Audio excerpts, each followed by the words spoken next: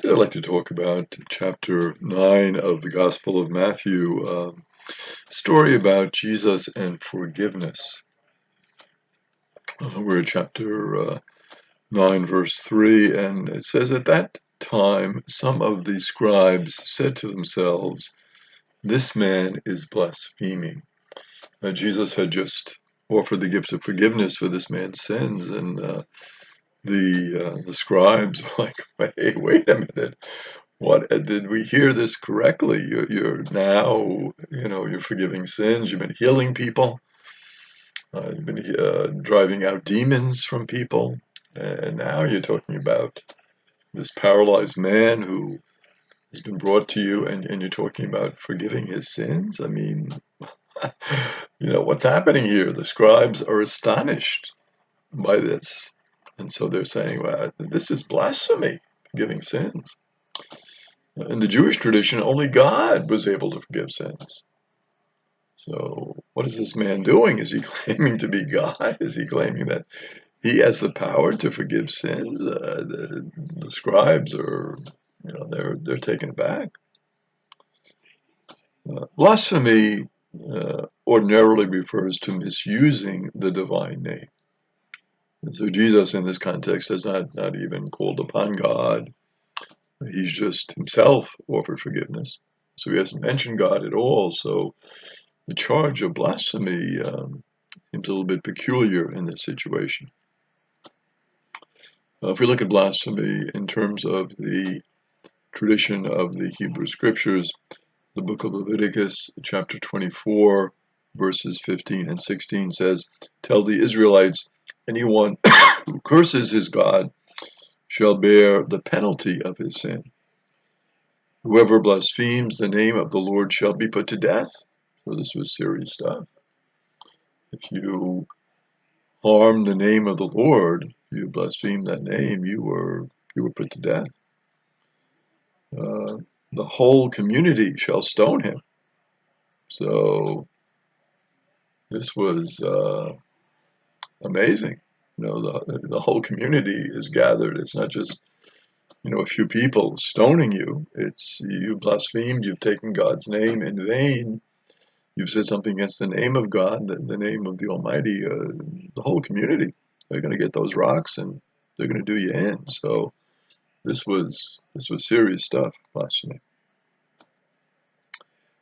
Alien and native alike must be put to death for blaspheming the Lord's name. So it was the alien who would be stoned, and also the native person. So even aliens weren't given a break. So truly amazing. Then in Numbers chapter 15, verse 30, it says, "But anyone who sins defiantly, whether he be a native or an alien, insults the Lord and shall be cut off from among his people." So alien, native, it doesn't matter. You are cut off. You have sinned in a terrible way. You've blasphemed God. This is a horrible thing. So the charge here by the scribes is a very serious charge. Jesus, of course, hasn't really said anything against God's name. He's just talked about forgiving and forgiving sins. So the scribes, is it technically blasphemy? I mean, you could argue back and forth about it, but the scribes think it is blasphemy. And so the consequence of this would be his death. Jesus arrogates to himself a power that belongs only to God. The power of forgiveness is only, it's from God in the Jewish tradition. So Jesus, what is Jesus doing here? He's saying, I am going to take this power of God, and I'm going to take it upon myself, and I'm going to forgive sins. So this is serious. It's interesting that this charge that Jesus is blaspheming resurfaces when Jesus is interrogated by the high priest. So when Jesus is interrogated before the high priest and brought in his trial with the Sanhedrin, this same charge, this blasphemy charge that we see here in Matthew chapter 9 is going to come again. It says, then the high priest tore his robes and said, he has blasphemed. What further need have we of witnesses? You have now heard the blasphemy.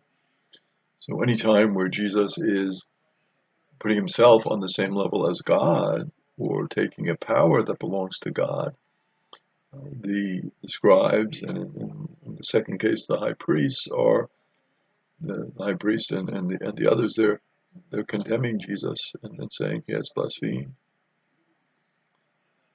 It's interesting now, the change in terms of the scribes. Scribes are now going to be presented as adversaries to Jesus in Matthew. Before, we have not seen them in this role. They're just kind of questioning. But now they're going to take an active position. In chapter 7, verse 29, we hear the reflection about Jesus' teaching, for he taught them as one having authority and not as their scribe. So it's like Jesus is at a higher level in terms of his teaching than the scribes. He's an authority. He speaks with authority. The scribes would quote the authorities. Jesus is presenting himself as, well, I'm the authority. This is the teaching. In Matthew 12, verse 38, we hear, then some of the scribes and Pharisees said to him, Teacher, we wish to see a sign from you. So now they're getting a little testy. Well, give us a sign. You seem to be saying that you're a great teacher. You might be the Messiah. Let's get a sign out of you. And of course, Jesus had done multiple signs, many miracles. It's almost like, well, how many signs do I have to do before you get a clue as to who I am? In Matthew 15, verses 1 and 2, then Pharisees and scribes came to Jesus from Jerusalem and said, why do your disciples break the tradition of the elders? So they're saying, well, these are your disciples, and they don't seem to be following the traditions as they should be following. So again, they're kind of questioning Jesus. Well, you're supposed to be a wonderful teacher, and you're supposed to be a leader and a prophet, and look at your disciples. They're not even following the traditions they should be following.